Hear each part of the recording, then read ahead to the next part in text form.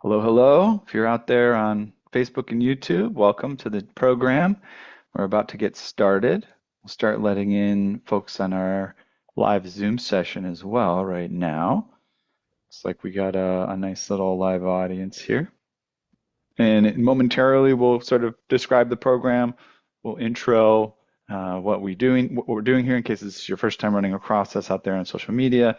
And we'll also introduce our guest for today. And we're excited to have you. And thanks for everyone who's joining the live Zoom session here. If you are out on Facebook and YouTube and you're interested to jump in on Zoom, we're going to have the opportunity for engagement and questions today. No pressure, but if you are interested in that, jump on the Zoom. It's an even closer engagement.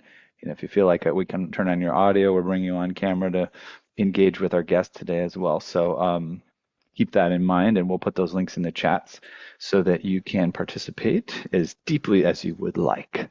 Also, if you do put in questions or comments in just chat in Facebook or YouTube live, we will be able to see those as well. So if you did just have some question or comment you want to communicate, we can try to check those and engage with you on that level too.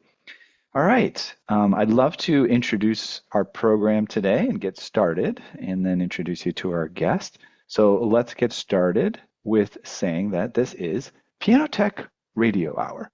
What we do here is we gather every Saturday to meet with and learn from the most fascinating and knowledgeable folks in the piano world and music world. This could include manufacturers of pianos, rebuilders, musicians, makers of other instruments, and of course, piano techs.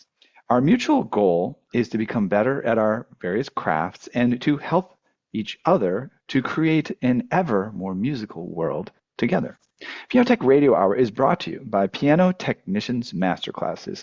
This is an online learning resource that brings you cutting-edge instruction from piano industry masters without leaving your home. You can find out more at pianotechniciansmasterclass.com. And as a sub-program of Piano Technicians Masterclasses, we have this program, Piano Tech Radio Hour. You can subscribe to just the radio hour for $16 a month. You get direct access to each week's private Zoom call, as well as the archival recordings of over 200 episodes in our member area. You can join using the link bit.ly/joinptrh. That's bit.ly/joinptrh.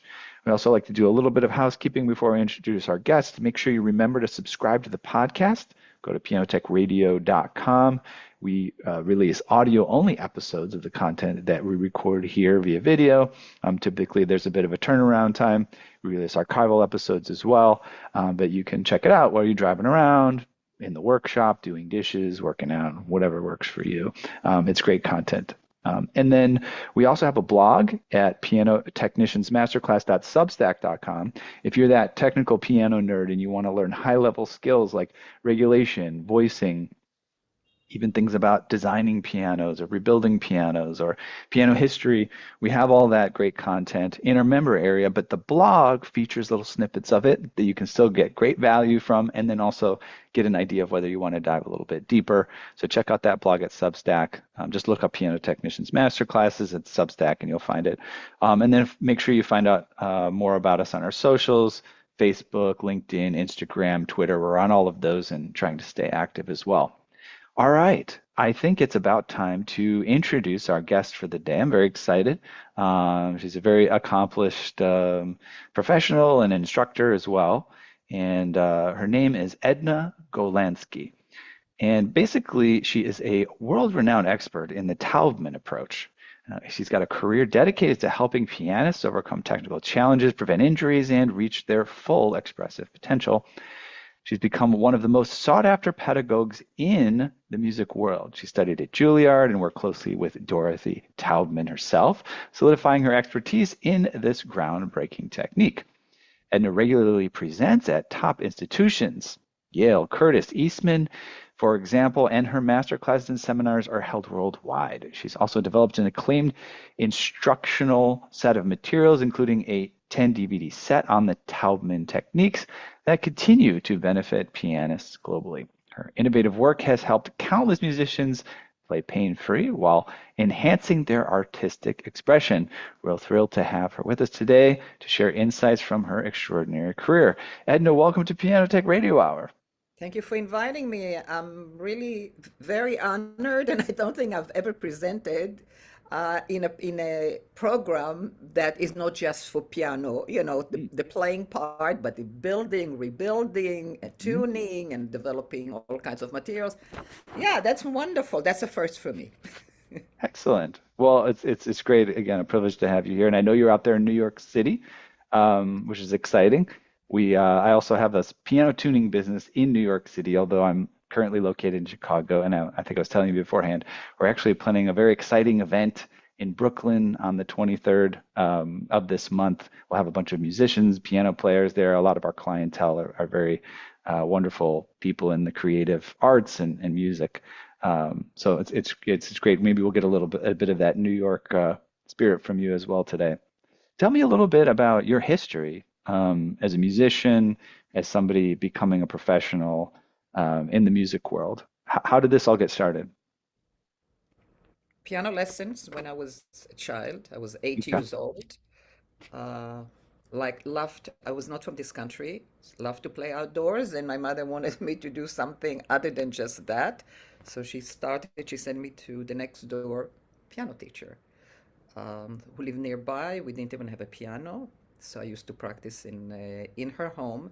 And then she took me to her. I made progress quite quickly. She took me to her teacher who was I think that she was trained in Moscow. She was a Polish woman who was trained in Moscow at the big conservatory.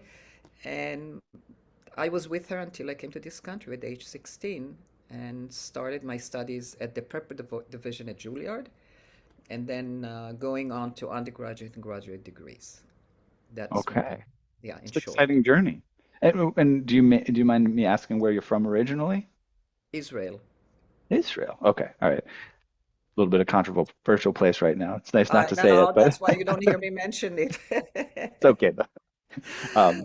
Yeah, We engage with the diversity of people from all over the world here, and we yeah. enjoy that diversity. But tell me more about just generally what is the Taubman approach and its own development. Where's the resourcing? Why did it? Is there some sort of impetus for it emerging, as well as what is it?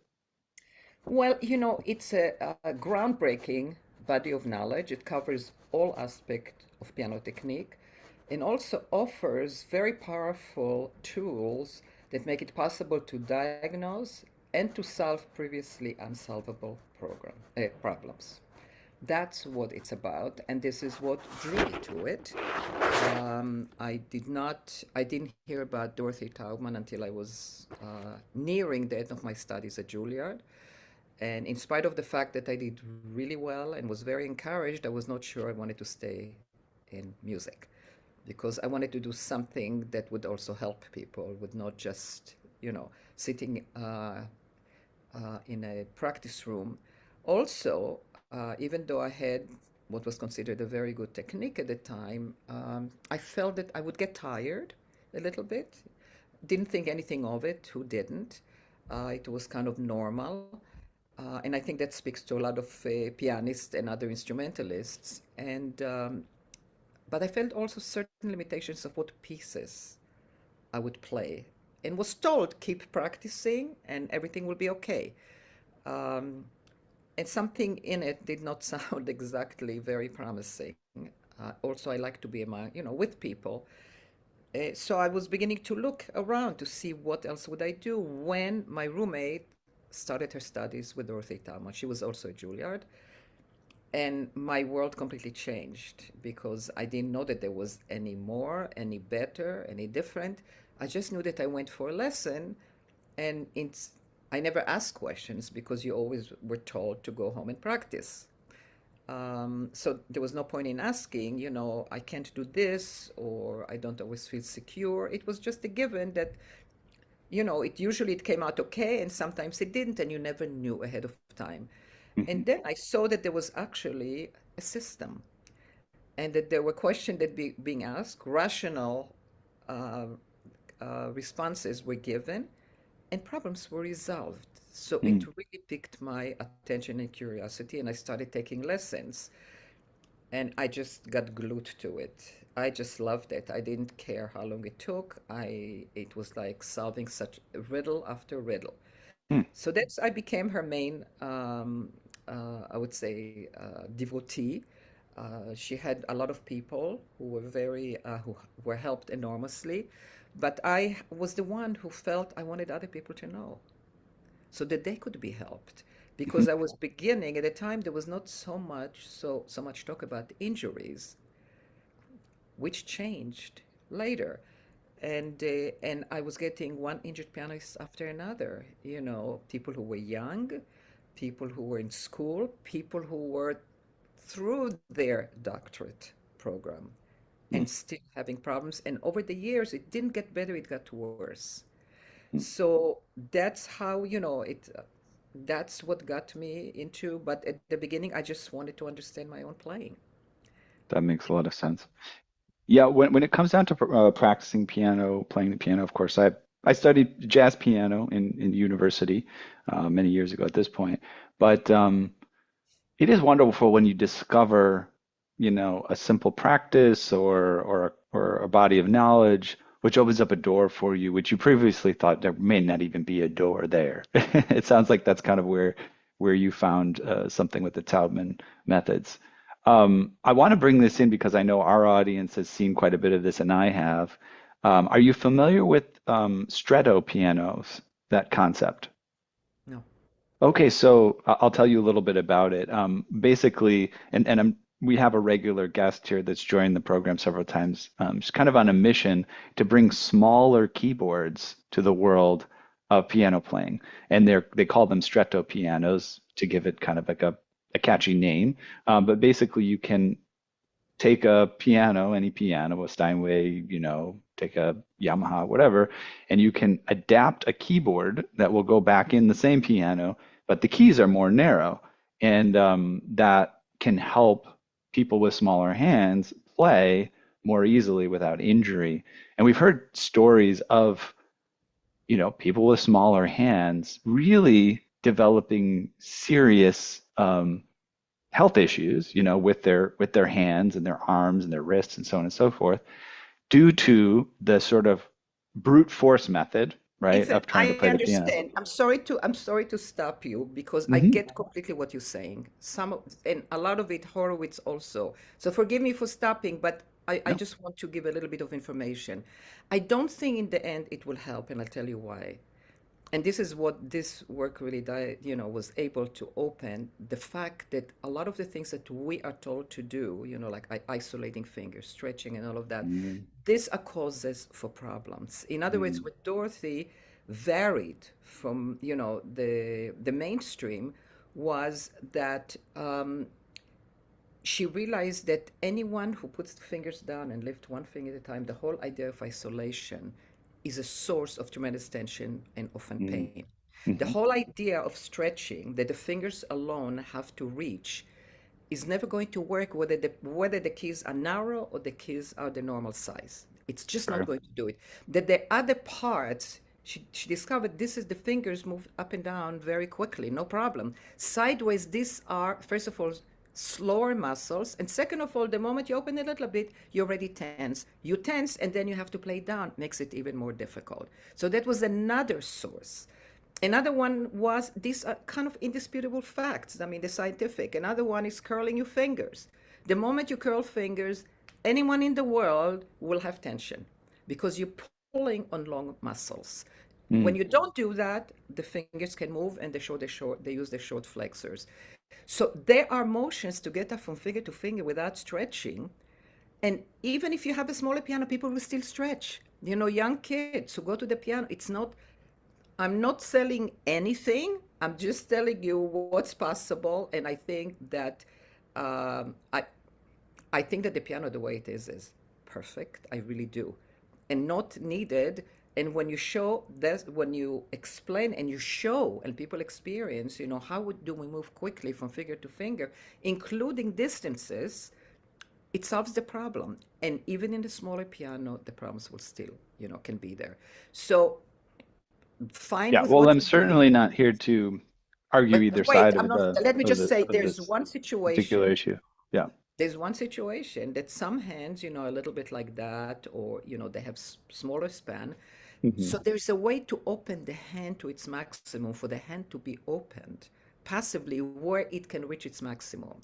Beyond that, you just have to break it. Even Daniel Barenboim said when he plays octaves at the opening of the Tchaikovsky concerto, he said, "You don't hear it, but I go ta-da, ta-da because my hand is a little bit small." So we have a way, this knowledge has a way to open the hand to its maximum. Beyond that, you should break. And small hands, when Do you kids see start, patterns? Do you see patterns of people with issues and injuries of smaller hands versus larger hands? Do you no. see any patterns there? I said, no, I actually, people with smaller hands sometimes come with better solutions. For example, they take something that is stretching the right hand into the left hand, or from the left hand to the right hand. They're not, even though we told not to do it, we have to play exactly the way it looks in the music, which really limits possibilities. Hmm. They look for ways to make it more possible. Hmm. Sometimes they actually survive better, and some of the most famous people in the the in our traditional concert givers, great pianists had small hands. Alicia De La Rocha had small hands. Hoffman had small hands. Brian Boehm, and I don't know who else, and they managed well. So they found ways, they were looking for ways, to manage it. So I would say, yeah, people who come with smaller hands, sometimes the smaller hands actually not small. The fingers are a little bit short. So it's considered immediately that they're small. People can have shorter fingers, which is no problem, but good span. Most people stretch because even before they get down to the piano, they already prepare, so the hand is already stretched. So there are ways to do it without having to stretch and to really feel solid, no symptoms, and having the velocity, the speed that we all aim for. Wonderful. In a moment, we'll get even deeper into the core principles of the Taubman approach. We've kind of alluded to them, I think, in some of the things that you've said. I do want to mention, which I think I also just mentioned briefly up front, if people have questions or this is sparking, a conversation or whatever, we want to welcome people to engage. Edna has told me, these topics tend to spark questions and conversations. No pressure again, but if you're out there on Facebook or YouTube, type something in the comments. If you're here in the Zoom call, same thing. If you feel like participating in the conversation, you want to come on video or audio, we welcome that as well. All right, moving, and you could just type in the chat. We may keep questions until a little bit later, but you can certainly type them earlier so that we can bookmark them and come to them later. All right, Edna, can you share a little bit more intentionally the core principles of the Taubman approach? I will just say, and I'll be glad to, in short, because you can go into, there's a lot of depth, and complexity in technique that we don't realize because most of it we don't see. But I wanted to say that, my institute, the Golandsky Institute.org, has a lot of information. My own website has free information also about many of the core principles. And I just came out with a book this week, which immediately turned into number one seller. And it's called,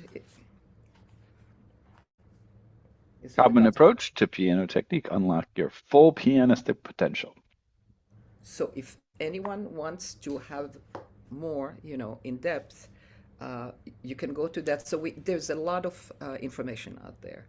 I would say that the first thing to take into consideration is that word alignment and coordination. And I think that most of us are aware because of all the um, all the yoga and the tai chi and the qigong, the thousands of years old of all kinds of practices talk about alignment. You can't move without being aligned.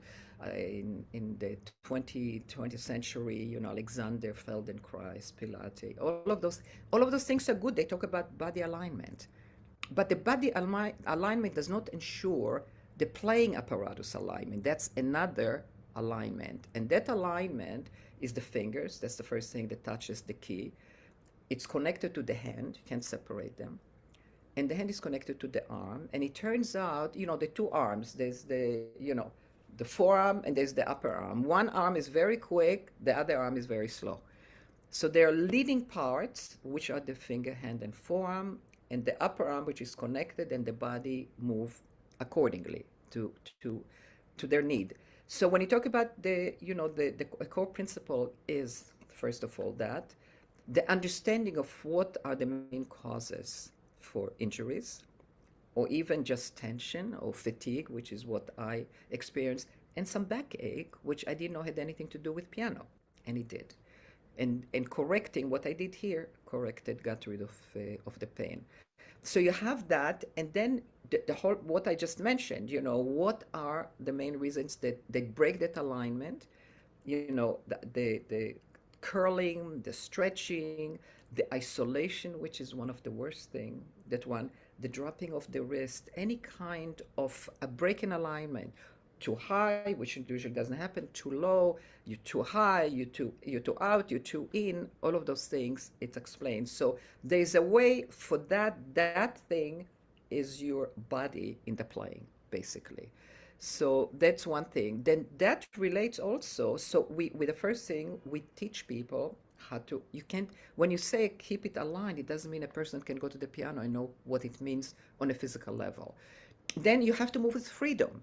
It's like if you tense your body and you walk, it's going to get in the way of speed or comfort. Same thing here. So if you have those basic things creating already tension, normally, if there's tension, we're told to relax. Then tremendous amount of weight is going down.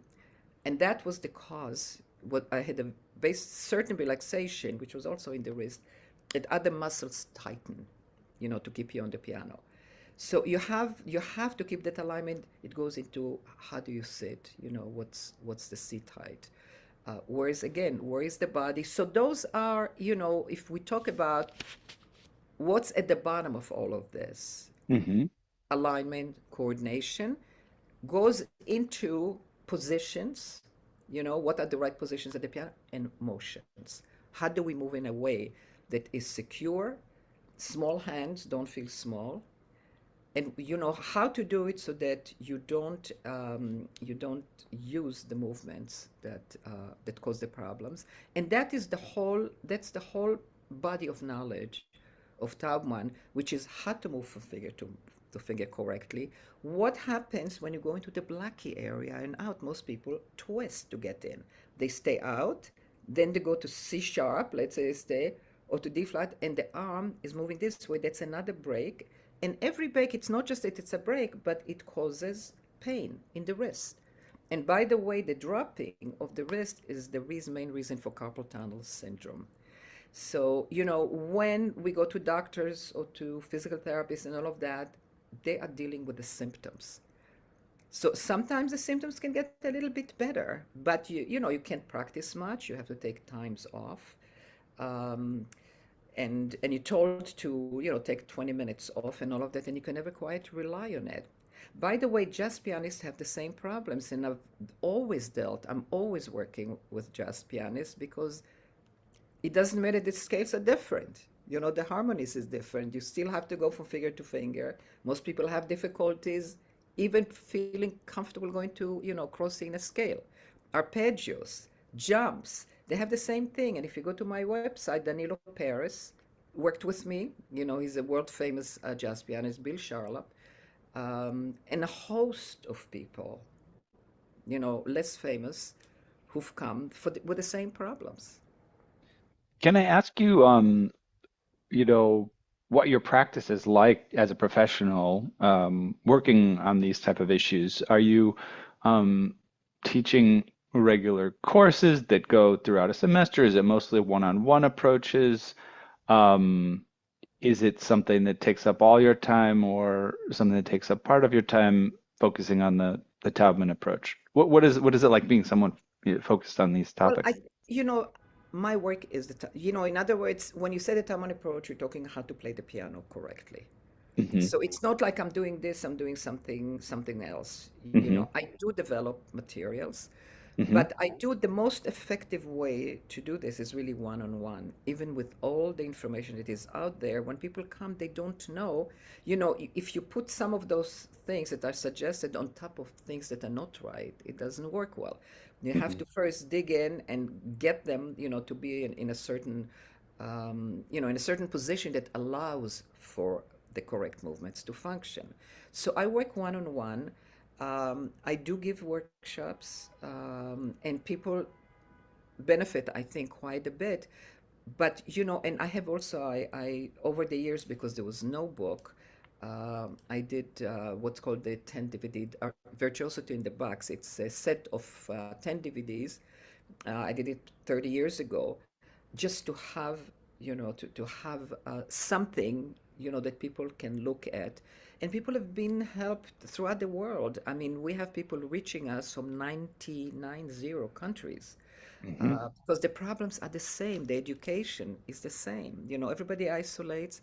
No matter where they come, everybody stretches, everybody curls, everybody Hmm. twists, no matter where they are. So my work is, and I kept digging into the work. So it's like anything in science, it's like enlarging the picture so you can look, and more information allows for even more to come by. So I develop materials also. Yeah. So, and what's the scope of various folks that are working with you? Are there people that come to you, for just like they would to another piano instructor for lessons where you're going to choose repertoire and sort of work through their skills and things like this? Um, I, I can tell there's people that will come to you for like a limited run, like, okay, let's take a minute and let's work on my technique for a bit. But do you also do kind of extended, multi-year lesson programs with people or I have people who've been with me for decades, not because they have to. They've hmm been doing great, but because I improve. I have more and more information. The people who want to stay, they're performing, they're having a full professional life. They're doing great. But when you see that there is knowledge, and you see that something can become so good, and then it can become even better, it just goes up and up. The bar goes higher. It's almost like you become more talented. The music can come out because you don't have all those obstacles in the way. certainly. So Yeah. I have people who come to me and stay. The people who come to me until they feel good. I always say to people, I don't know how long it takes. Some people learn very quickly. Some people come with very difficult problems. It takes a little Hmm. bit longer, but it's always on a path to better. So I always say, just let me put you on the right track, and you begin to know what to do. And then if you need me, you come for more. I have people internationally. We do Zoom lessons, and thank God for that. And many of them try once or twice a year to come and spend, let's say, 2 weeks here, for an intensive. Um, so it all depends. But if people come injured, I think all of them, or most of them, stay for as long. I can't take 8 lessons is not enough. Hmm. They will improve, but I also give master classes where I don't assume people will come to me, and I'm not trying to, to get more students. I have more than enough people to work with, and I have, thank God, I developed also some wonderful teachers who takes a lot of the load, and they work with their students. So we have a certification program. But sometimes I see when somebody comes to me, or they say, I just want, can you give me a tip? I'll go, they'll play for me. First of all, I ask, what bothers you the most? I'll start with that. But I will, if they just say, can you, I can't get the big sound that I like. My octaves are not fast enough. Sometimes I can do it very quickly. It depends on the person. But I do sometimes, I tell people at least 2 lessons, because one lesson is a little bit strange when the whole language is different. It's a physical language. Hmm. And It sounds like people come to you. I mean, not everyone, but a certain portion of people who are coming from almost like a place of trauma, right? Where they're playing, and then all of a sudden, totally, I can't move forward, and I've got to find a solution. And yes. it must be It's very a rewarding from your end, though, because you Well, can I sort wish of be that well, source of hope. actually, Yeah, yeah, I wish they'd come sooner, because sometimes it's so exactly. far, yeah. But very often we are the last stop. They've tried Yeah. the doctors, they tried this, they tried meditation, which I'm a total supporter of. All good things. It's still, how the hell do you put that key down? And how do you go from key to key, just to put it very, very basic? So people very often, they come and they say, if you can't help me, this is the end of the road for me. Hmm. Um, but there's so much with technology, there's so much information that people very often don't come injured. They just say, I feel I do okay, but I feel there's no more. And I read what this work is about, and I know that you can show me some. And I say me, I mean me and people who do the work well, who teach the Hmm. work well. So they will come for just getting better. I can't always rely on my octaves. I can't always rely on my leaps. I always miss here. So people, so it depends where, sometimes people who come like that, I'll show something a little bit more general that I know will help. And then they will come back and say, can you show me the basic stuff? Because it's almost, there's some things that are like the foundation. And when you Right. have As a methodology there. Yeah. it's not only that, like how to go from finger to finger properly, Properly, I mean, feels good. Right. It's not just the talking is the beginning, but just everybody, the most accomplished people, they will whisper it.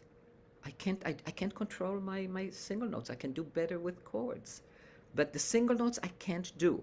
I can't rely on it. It's not even show me, and that's the basic, bread and butter to begin with. So how much of this methodology um, do you feel is ex sort of exclusive to what you have access to and can share with people? How much do you think has sort of leaked out into people's, like, maybe people are using various things that come from the Taubman methods, but they wouldn't be able to name it or anything like that.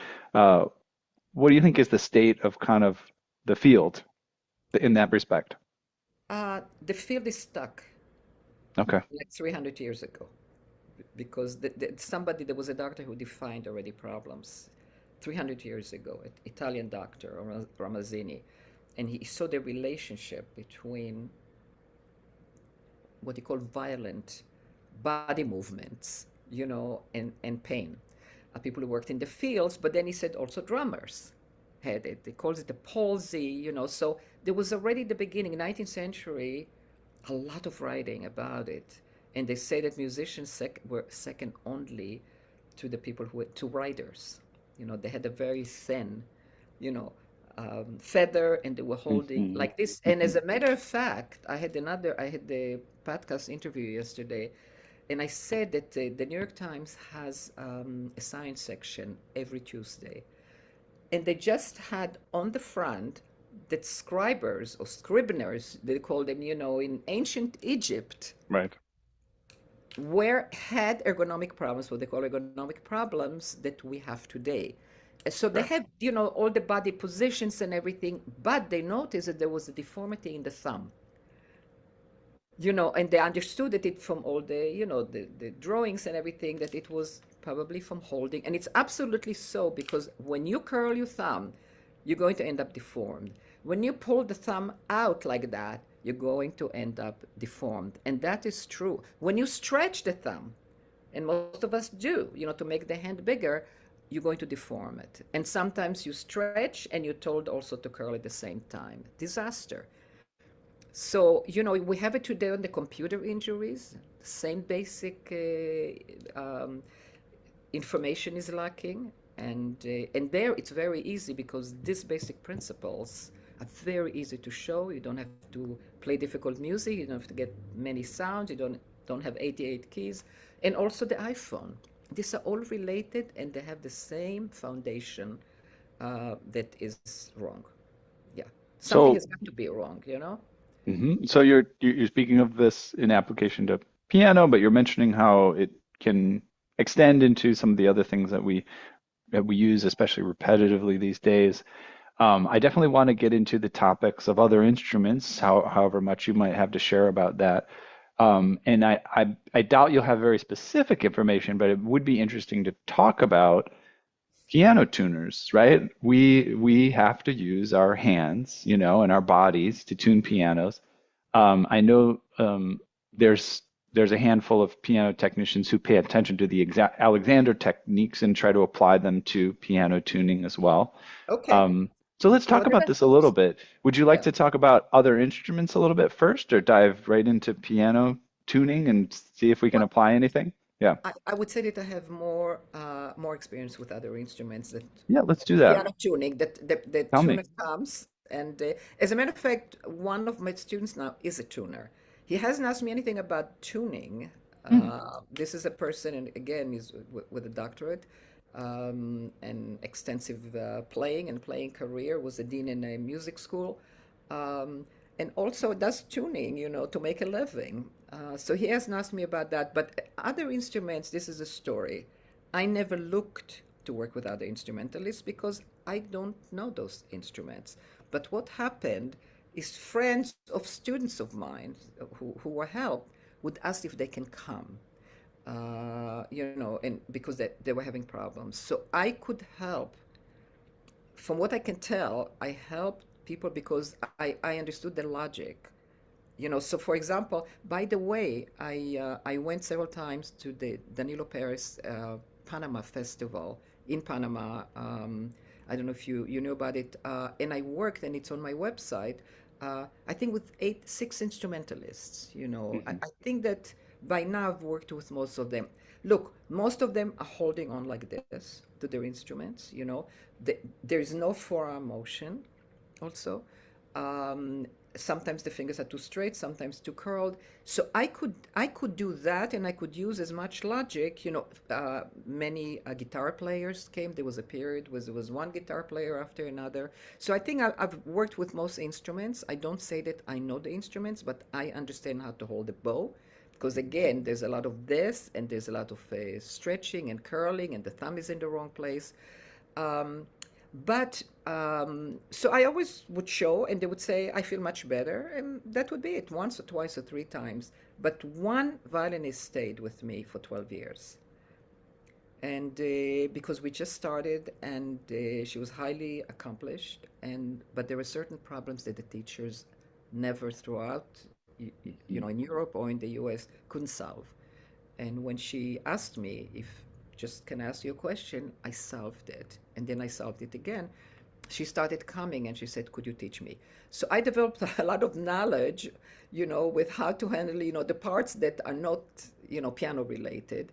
But there is a methodology, and a way of thinking and understanding, that it was interesting for me. But if any string player comes now, I send them to her because my Okay. interest is the piano, and Right. but other instrumentalists suffer just as much. They lose careers are lost. It's not just, and then there's psychological damage as a result. But you can't treat the psychology until you solve the playing because that's the source of the misery and the feeling of being a failure. It goes very deep. Yes. Yes. Yeah. We've But definitely piano heard tuning, I of know these. nothing. I don't know about, I haven't observed Well, tuning. maybe, yeah, maybe we should try something out. I mean, it's advantageous that we have a team of piano tuners there in New York. Right now, there's five of them. So maybe we can get you a free piano tuning and set up a little bit experimental landscape or something, or maybe talk with your student who tunes pianos about the idea, and Yeah, I they can think that that see. would be that would be really good. Yeah. Um, Wonderful. Well, tell me a little bit about sort of your thoughts here on the future of piano pedagogy, given all the things that you've incorporated and what you've learned not only about this approach, but about how information travels and disseminates and the various, obstacles and pathways that work. What are your thoughts about how things will evolve as we teach piano and technique into the future? Well, I wanted to say because you had asked me and you mentioned that pieces of the Taubman do travel, and in some I Mhm. see it more, but I also see it done very badly. Sure. So, Yeah, that's a because problem. That's exactly what I was going to say. Is there's a problem when you only get little pieces of things yeah, exactly. And misinterpreted and used the wrong way. yeah, And yeah. because I look, my feeling is, if someone does a good job, it doesn't matter to me if they got it from my website or they heard a workshop or whatever it is. But what I see, it's part of a system. Technique is like seeing nature at work, and it's the same as, I don't know, if medicine, the doctor doesn't, they don't know really their field, therefore they can't diagnose properly and they can't treat properly. And we know that there are many doctors anyway who don't do it, but you have to understand where things fit. It's not one thing or two things.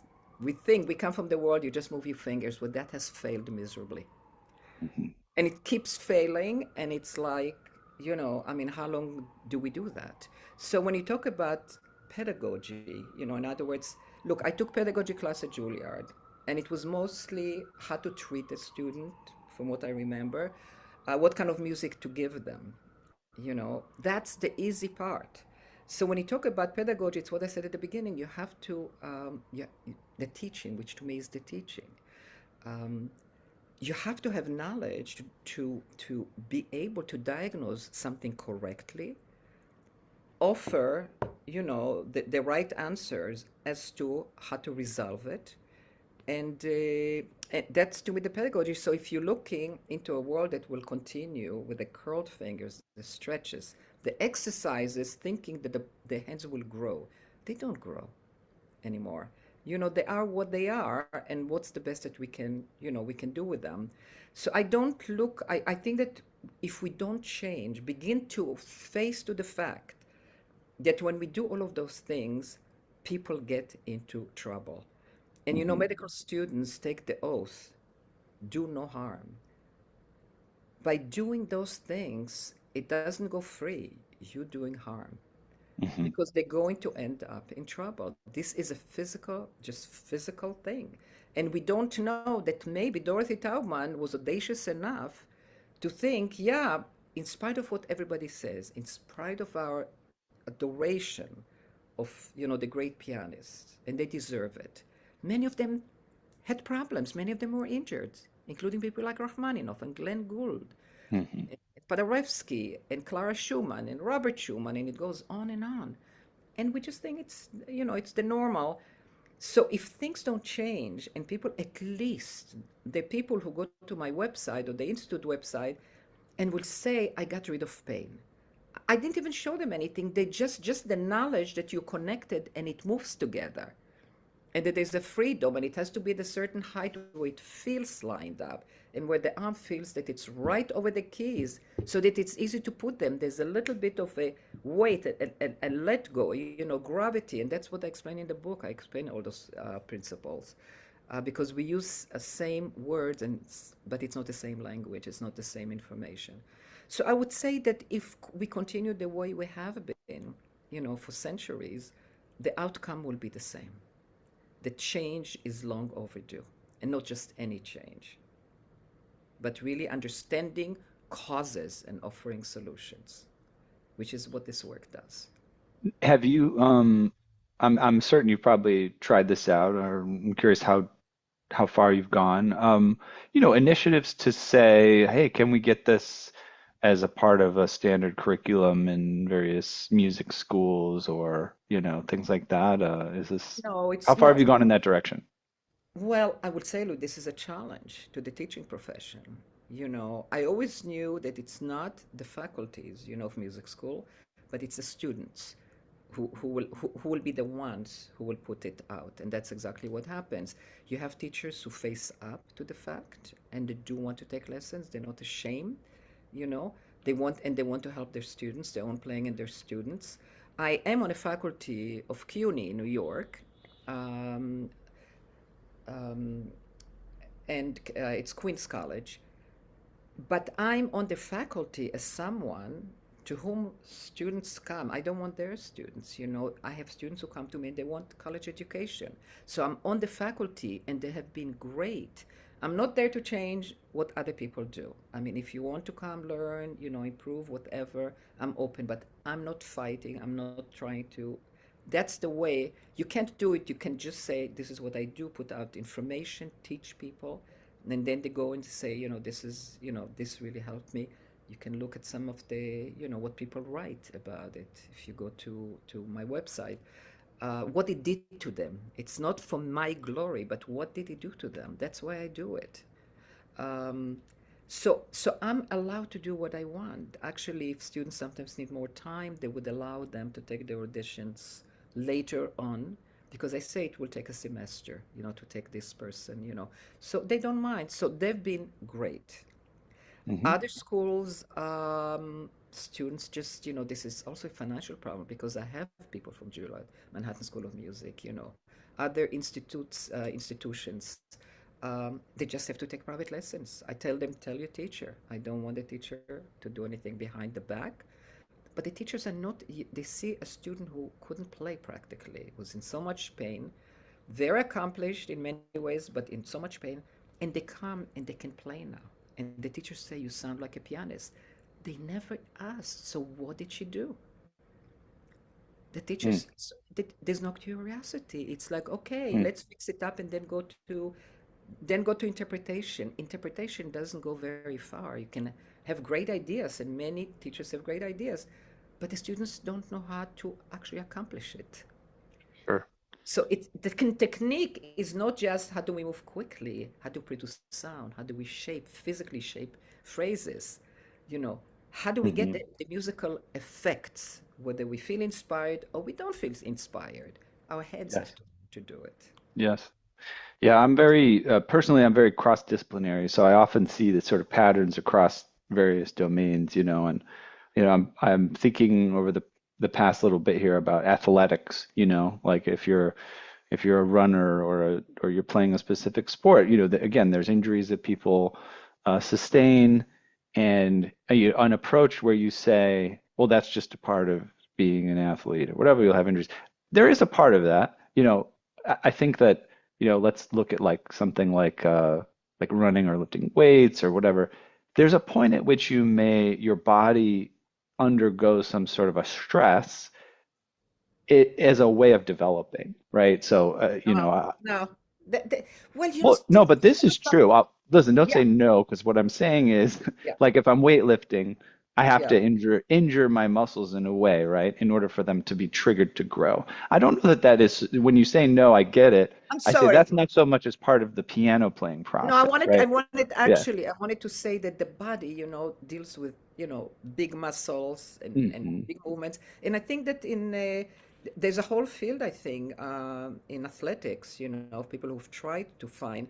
So I don't know because injury to me is usually an indication Hmm. that something didn't go well. I understand that you have to maybe certain stress to develop maybe muscles, but you Exactly. see the playing, when it comes to the playing, um, you don't have to develop muscles. And you see young kids Exactly. playing so it's not, I mean, muscles are being used, but the right ones are being used when you move correctly.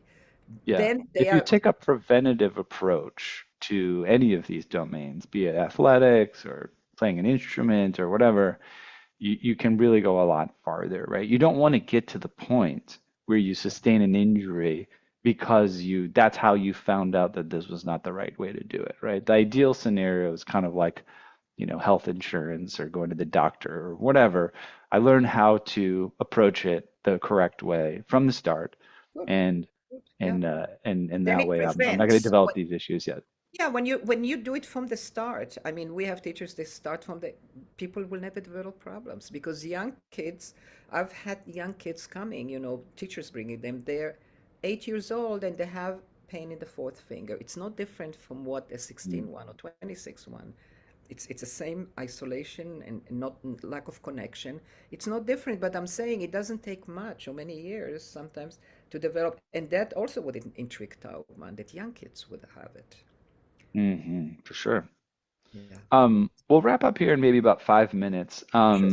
I'm um, I'm just checking. I'm looking over your book here, like the table of contents, which I can see on Amazon. We'll get the link over as well to the chat here. Let me put that in there while I'm in. in the book here. So the book on Amazon, there's a link to that if you guys are interested. So you have It your sort of has foundation. it, and it has a whole video, by the way, library there. So every subject I demonstrate at the piano. Yeah. So I just want to read through this a little bit just to give people a sense of what, because I kept asking myself, what's the process here, right? And we got some of it, but chapter one, you're going to talk about freedom versus relaxation, the concept of weight, using gravity, alignment and coordination, coordination with the instrument. I think we kind of talked about all that stuff. It's interesting that in the next chapter you talk about the height and the distance and the sort of physicality of positioning appropriately so that those things work. Um, and then you get into specifics. It looks like of like the piano, forearm rotation, different situations that you might get into and how to approach them. We talk about octaves, leaps, grouping, fingering, and you have those video examples. Um, and then you get a little bit more into the craft and the art where you're going to talk about producing tone and achieving things like legato. I see the topic of rhythm here later on in the book in chapter 5. Talk about rhythm a little bit and how the approaches apply to rhythm. I can imagine that could be a pretty complicated subject, but yeah, so talk about rhythm a little bit. So it came from a close person to me who's a scientist and a huge music lover, especially jazz. And he always said to me, why don't classical musicians swing? So it was not like swing like jazz players. And that stuck to me, in my mind over the years. Why is it, where is the lilt? We talk more about lilt because I worked with some very fine pianists. And when, the playing was good and the tone production and everything, but I found that it wasn't rhythmic enough. And rhythm can be very, very subtle, more than in jazz, in a sense. So Hmm. people do it in jazz. People talk about, I do it a little bit before the beat and after the beat and all of that. But I knew that there had to be a system to it because I found that when I talked about rhythm, people either accented or not wanting to accent pulled back and there was no rhythm. So there is the whole, that's where this was later on in my development. I looked into it and it's connected to, it's very, very subtle. It's connected to tone production, but it's plus and also a timing. And I show many examples in very subtle pianissimo places. So it's something that you have to, you have to listen to. It's not really, not so much read. I did. But what I found incredible is that when I edit it on a conscious level with people, and I did it very intuitively, but I didn't know exactly what I was doing, and I was able then to do it, to go beyond the intuition. The intuition works sometimes and sometimes it doesn't. And I knew that there's so many definitive things, that there's got to be something here. I found that when the rhythm was properly added, the expression grew. I just thought you play, it's very, expressive. The playing is expressive. And then it becomes more rhythmic, like a separate thing. And I realized it's the same as the technique. It's made up for several elements. Also, music making is, when you talk about tone, you talk about shaping, of course, some pedaling. The whole aspect that, and the rhythm all together create really like one entity that Mm, sounds really exciting. But mm, how you do it is really how do you part of it, how do you control sound and very subtle timing. Everything in piano technique is very subtle, you know. mhm, So that was one of the most interesting thing, and it came along, and it was I did another one which was called the forgotten lines, because very often in classical music you play, you bring out the main line, but in order for that line to be sounding, whether right or left hand, we play very quietly everything else. It's as if you mhm. had a string quartet, the first violinist we hear, and everybody else, is out Whispering. Yeah. whispering. So it's a fear of too much sound, not knowing how to balance, how to create every kind of sound in terms of the loud and the soft and the in between, and also the very, the singing, every quality of sound, volume and quality. Um, so how do we do that? But then how do we balance the two hands, so that we can hear everything? And in great playing, you hear everything. People doing it just, again, intuitively, but most of us don't. Mm-hmm. And even Well, the people with intuition, if they knew what they were doing, they wouldn't have to rely so much on intuition. But in jazz, my God, you hear, and especially the good people, you want to jump. yes. Yeah, I mean, my intuition, and we'll wrap up here in a minute. It's about the end of the hour, but and you may say yes or no on this, but my intuition on rhythm when it's executed properly for your system and to have the expression, it has to become a more embodied type of thing, right? It's not about listening to the metronome and placing this No, here no, and no, this here. no, no. Yeah, It metronome doesn't do it. Exactly, you're exactly yeah. right. You just play. You don't rush or you don't slow down. No, it's beyond. You have to do something at that point of the beat of the offbeat. Yeah, yeah. So now classical music can swing. I bet. I wouldn't be surprised. Um, all right, wonderful. Well, I'm sure we could talk about this quite a bit more. It's a fascinating world, and I hope people can dive a little bit deeper. I do look forward, I encourage you to get in touch with your pianist, your piano tuner student too, and maybe we I, can coordinate something interesting. Because yeah, I do think I'll be very honest with you. Like I said, we have talked about the exam. We hear about the Alexander technique. I actually would love to talk about that as well. But regardless, piano tuners are subject to very serious injuries based on their profession. And I know of at least a few people. I know of a fellow who was really a standout technician, went to the best schools and, on the topic and was tuning lots of pianos and now, is a wow, that's salesman you know, at a just a general, whatever. He's just a salesman and it's not because he wants to be a salesman. It's not due to lack of talent. It's that there's a point at which, like you said, you just could not do it anymore and know how. professionally. And know how. No, I Yeah. would be actually curious. If you send me your information, I'll put you Mhm. in touch with my student.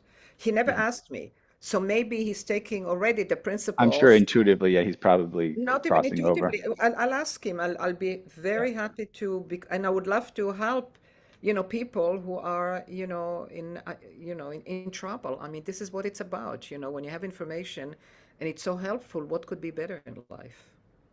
Yes, absolutely. All right. I'm gonna walk us out here just in a very brief moment. Any place you want to specifically send people, website, social medias, or something, get the I'm, in, s- book, whatever.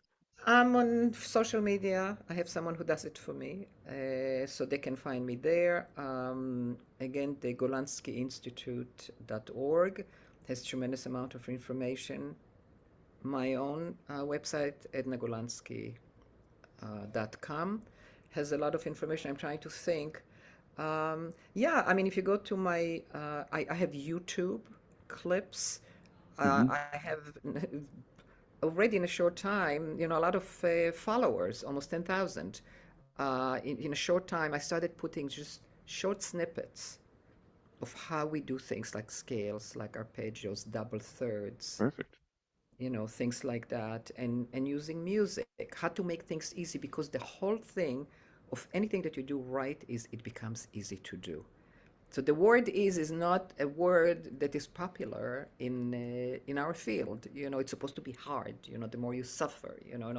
This makes it easy. Wonderful. Yeah. So Perfect. yeah, and you see why. Yeah. All right, I will walk us out here from the program. Really appreciate your time. We have reached the end of another musical journey here at Piano Tech Radio Hour. Thanks to Edna Golandsky for joining us today. As always, we are brought to you by Piano Technicians Masterclasses, cutting edge instruction from piano industry masters without leaving your home. For those of you that joined us today by signing up for this session individually, make your life more convenient. Subscribe to Piano Tech Radio Hour, $16 a month. Get the recording of today's session in our member area, automatic registration for each week's new session. Sign up at bit.ly/join PTRH, bit.ly/join PTRH. As I mentioned up front, you got to check out the podcast, pianotechradio.com, the blog that we're putting out there on Substack, Piano Technicians Masterclass Substack. Look it up, you'll find it. And find our socials, Facebook, Instagram, LinkedIn, Twitter. And keep involved. We'd love to see you. We'd love to see more of you, Edna, as well. Thank you for joining us, and we'll sign off. Okay. All right, thanks everyone. Bye.